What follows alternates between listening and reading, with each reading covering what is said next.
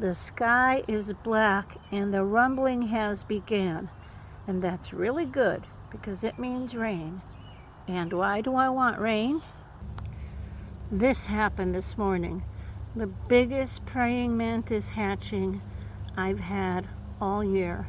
And because it's in a window bag, there's a lot of glare from the sun, so I can't show you just how many are in here. I was thinking about releasing them before the storm, but I'm going to wait until it ends. I'm sure it will be quick like most thunderstorms, but guys, there are several hundreds in here, so I'm just going to do a quick video showing their release because they're all going to come out at once. Let me see if I can give you a sneak peek, if I can open the bag without them flying out. Good little mantises. Look at them all. Look at them all. Look at this staying put. They don't want to leave. Can you see in the hay just how many there are? Oh my goodness. I love these. I love them.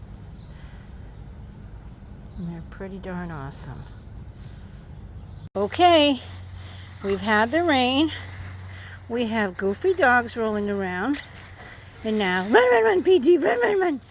Now we're going to release the praying mantises. Now this is a giant mess. And no, I'm not embarrassed to show it. These are lamb's quarters, which is a medicinal weed. All this, that's way taller than anybody I know has ever seen, is wild plantain. You see, it goes almost up to my knee.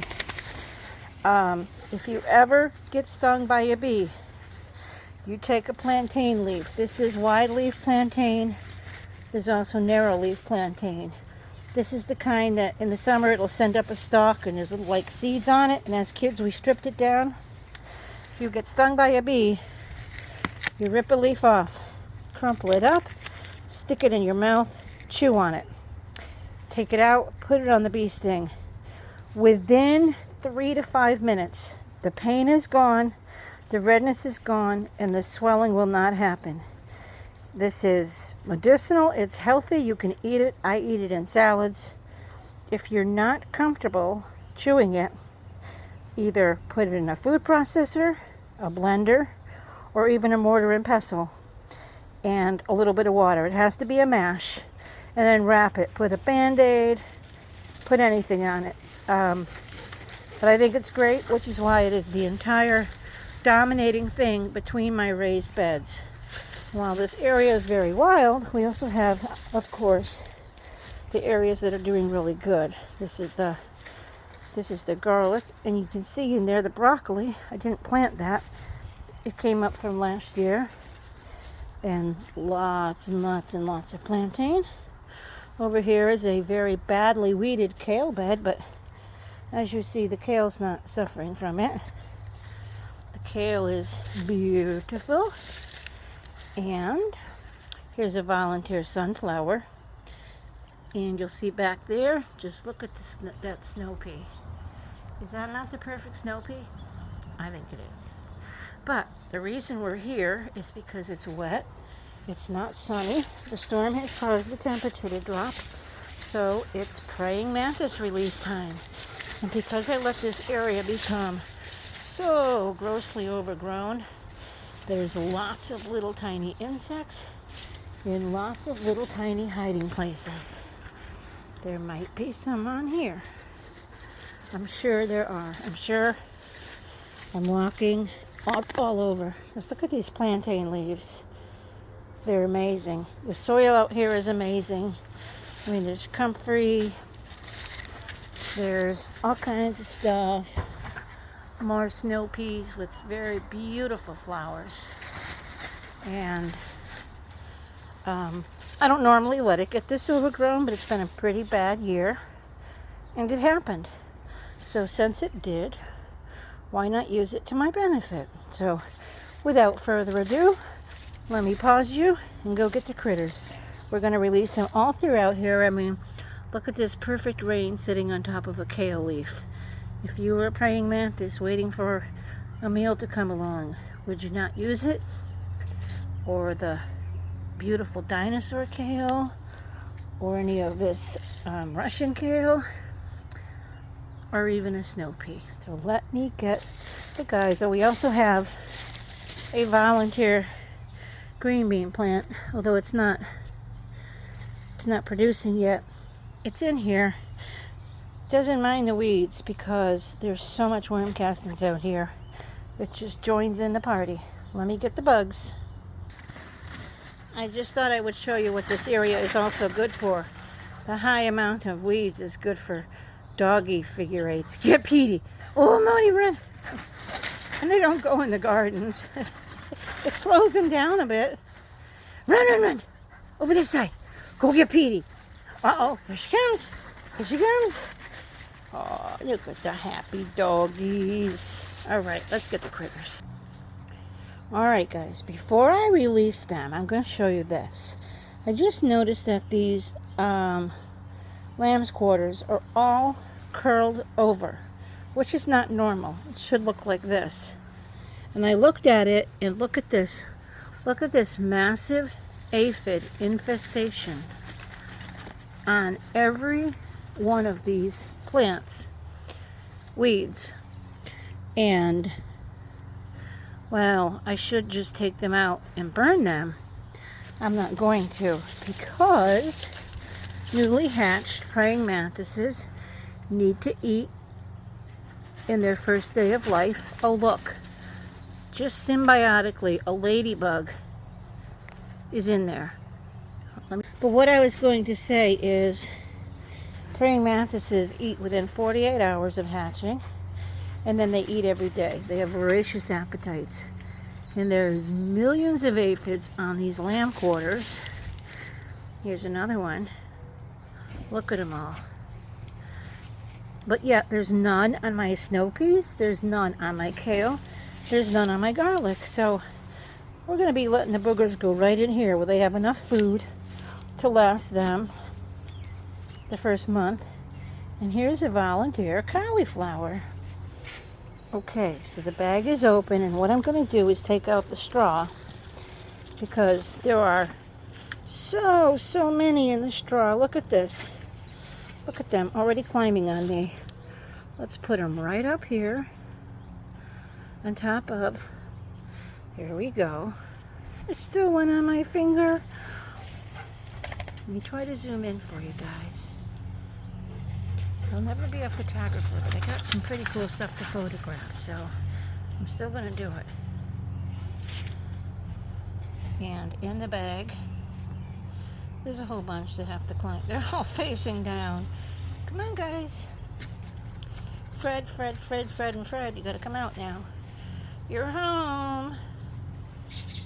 Uh-oh. I just heard a catbird. That's why I release them in places like this, because, you know, actually I should probably put them down a little deeper so a little bird can't come and pick them apart. How about this? And what I'm going to do, since I know it's going to take quite a long time for them to leave the nest, so to speak, I'm just going to leave that. I'm not going to film it all because it's going to be probably a several hour event. And let's take our little bag with the rest of the critters and move a little bit further down to another spot and let these guys go.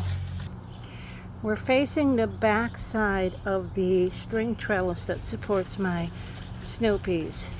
And while I don't see any aphids, actually these look pretty much like the picture of health. I know how many aphids are out here, and it can happen. I just love that one. So we're going to let these guys go down here in the snow peas and the kale. Alright, let me try to get... I think what I'll do is the same thing I did yesterday. Dump the whole bag out, and then pick up the egg cases. So, oh look, there's some on the outside. So here we go. And let's let these little boogers go on top of this leaf.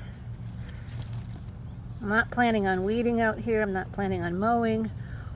This is kind of going to be the rogue garden, I guess, so there's no point. Oh, look at them all in the bag. Well, I think I may have to leave the bag just a little bit ajar.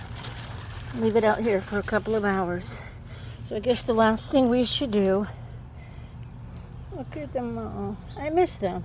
I really do. This is a part of the year that's really exciting for me, but you'll see in the fall. Let's see. See, here's lamb's quarters. No aphids, no curling. Very interesting. In the fall, when there are praying mantises all over my yard, because they benefited from me leaving them a habitat that they can camouflage and hide in. I mean, look at this little sunflower. Look at, there's even a little critter that was just on it. And look at how deep down they can go in the plantain. So this is a bug area. So, oh, we got a runner. Trying to get the, well, I guess I don't have to put it against the leaf. It might be better if I do. Let's see. That looks like a good spot to me. If I was a praying mantis, I would get off this bus stop.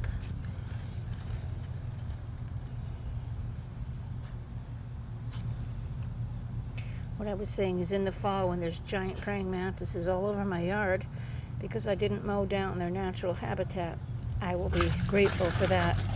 And then I'll have lots of females to overwinter and have egg cases for next year's batch.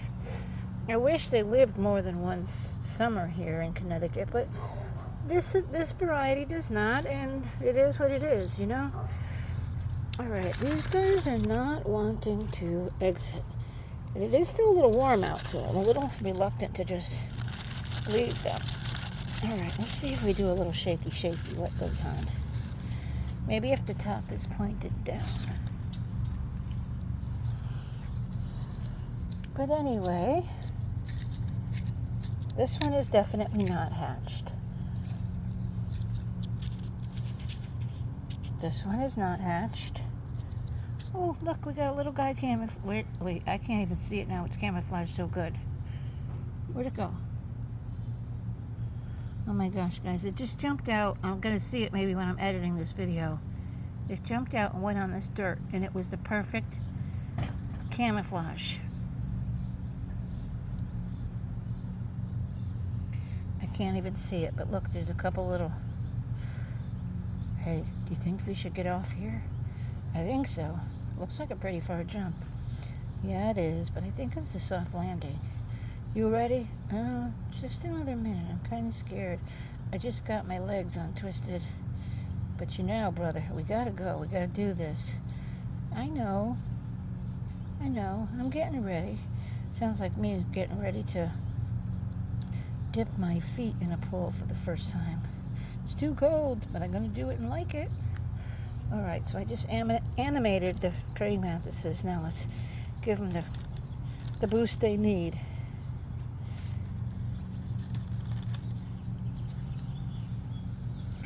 Where'd the other one go? See? Camouflage. They hatch this dark for a reason. They stay down low. They eat at the ground level mostly. So they camouflage with perfection. When they get big, they are electric green. No different than this baby kale. And they also camouflage. Oh, I saw a runner. There he is. Do you see one? There's a whole bunch of birds around me here. I got a feeling they know what I'm doing.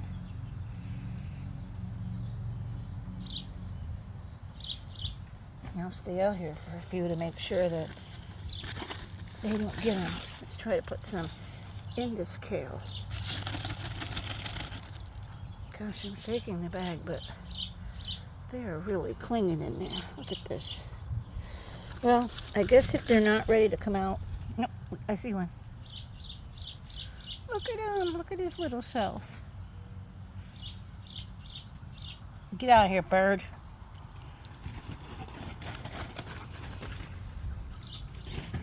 Let me lower a leaf down, see if he'll climb out. Uh-oh, losing focus. See if he'll climb onto the leaf. Of course, I can't half see. Okay, everything is backwards. Alright, so that's not working out very good. Sorry about that. That's why these videos get long and boring and no one wants to watch them. But to me, this is fascinating. I got an idea. We'll do this. We'll put the kale in the bag. How about that? You know they're going to get out now. So I'm going back to these eggs here. This one definitely hatched. You see the frost. And I don't know which other ones hatched. Uh-oh, I saw a runner. But what I was saying is when they're first hatched, they're brown because they eat very low so they don't get picked off by predators. And they camouflage very nicely. And then as they grow, they turn very vibrant green. There's lots of videos I have. I just need to make a playlist and upload them all. And then as fall comes in, before the females mate and lay their eggs, they turn sort of a greenish brown color. And that's to blend in with the change in leaf color and certain things as they're forming seed heads. They're brown, so they have the perfect camouflage mechanism for what they do. Let's see, do we see any on there? I do not. And I see a lot of them in there. Right, well I guess I'm just going to have to leave them. I think if I'm going to have to leave them, what I will do is leave them all. I'm actually going to put them back over here in the lamb's quarters where the piece of hay is. Looks like we still got little guys hanging out on there. And I'm going to put it like this so the birds can't come and peck them. They can climb onto that. Ooh, that was supposed to happen. They can come climb onto that and then slowly climb down as they feel comfortable. And I'm going to make sure that as the season goes on and there are spottings, praying mantis sightings. All right, that one's not being very cooperative. Let's do this one. But I'm going to make some more videos so you guys can see the progress from hatching them, releasing them, to harvesting new eggs, overwintering them, hatching them, releasing them, and the cycle continues. And this is my 10th year. Look at the aphid infestation. Well, and that's another thing. If you take a look at these aphids, guys, what you're going to see, well, you're seeing me right now. That's not what I meant to do. What you're going to see is after these guys get their little appetites wet, these aphids are going to be non-existent. So let's say goodbye to our little friends. Bye, friends. I'm going to tuck them way down in. I don't want a bird to get them. So they're down there. And I'm going to cover. Look at that little sparrow up there wants one. I'm not getting it. I'm going to cover the egg cases with a couple of these plantain leaves. Let's see. Let's find a nice big one. Dog, you want to guard them? Gizmo? Gizmo, you want to guard them? Whoop. There's a catbird. That's even worse. All right, so let's get a couple of these plantain leaves. And we're going to cover our egg cases until we come back out later to collect them. Because I've been reusing the same bag and it's worked out really amazing. And it's actually what I got them in 10 years ago from the single egg case I bought from Gardens Alive. Oh, I just saw a little runner. Where'd he go? I'll find him when I edit this video. I'm not seeing him right now. The power of camouflage is so awesome. Oh, look, there's one on here.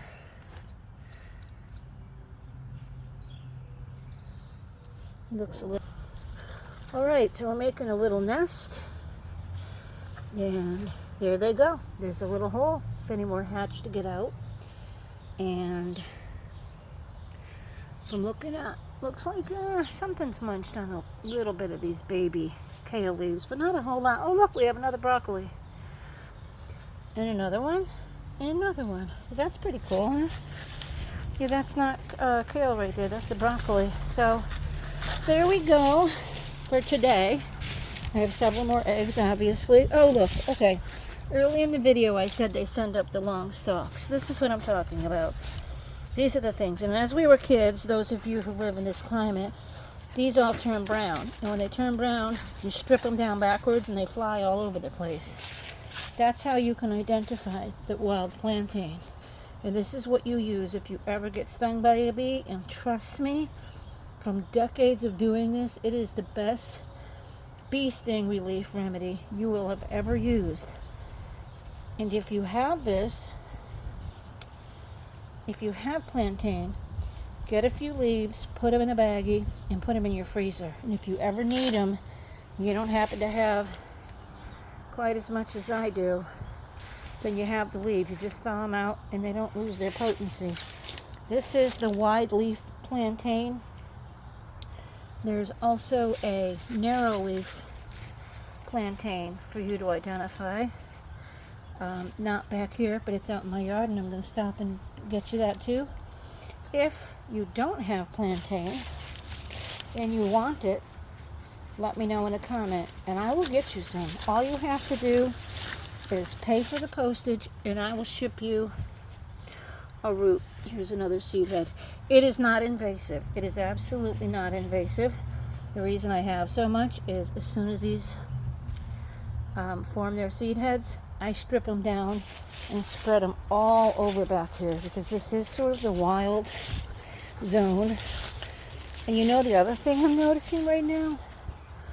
All of these lamb's quarters that are over here, which is kind of growing amongst my potatoes that are right there, none of them have aphids. And that's a pretty massive aphid infestation. Look at these. These look really good. But yet, within the, gosh, look at this. You wonder how I feed my worms? One leaf. Within the defines, the four walls of this raised bed, every one of them is curled with massive aphids. But outside of the raised bed, there's no evidence. Isn't that interesting? Oh, hi again. Every time I click zoom, somehow I reverse the camera angle. I don't mind. But I hate to tell these aphids that their existence is about to be altered by this. So, alright guys, for those of you who have gotten this far, you love beneficial insects, or you love my channel, or you love me, just kidding. Oh look, there's one. Look at him. And if you've watched this far, you're freaking awesome. I can say freaking. It's not a YouTube jail word. I see another one. Wait, where is it? Look. Oh, they're starting their lives. And thank you very much for your support. These videos tend to get long because it is a long process.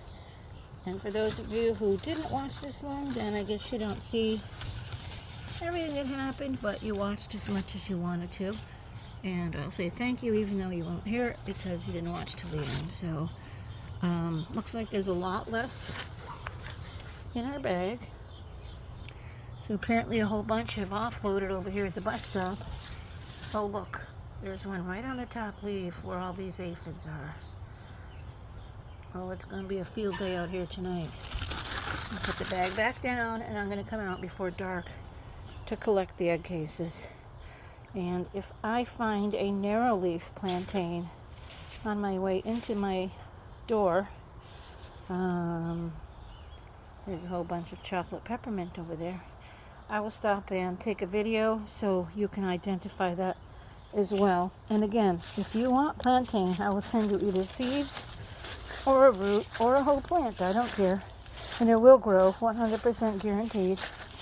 And once you have one, you can have as many as you want. And all you need to do is provide the cost of the postage. So just leave me a comment and I will contact you, and let's go see if we can find the narrow leaf variety that is a lot more rare. We have some weeds here that are really pretty.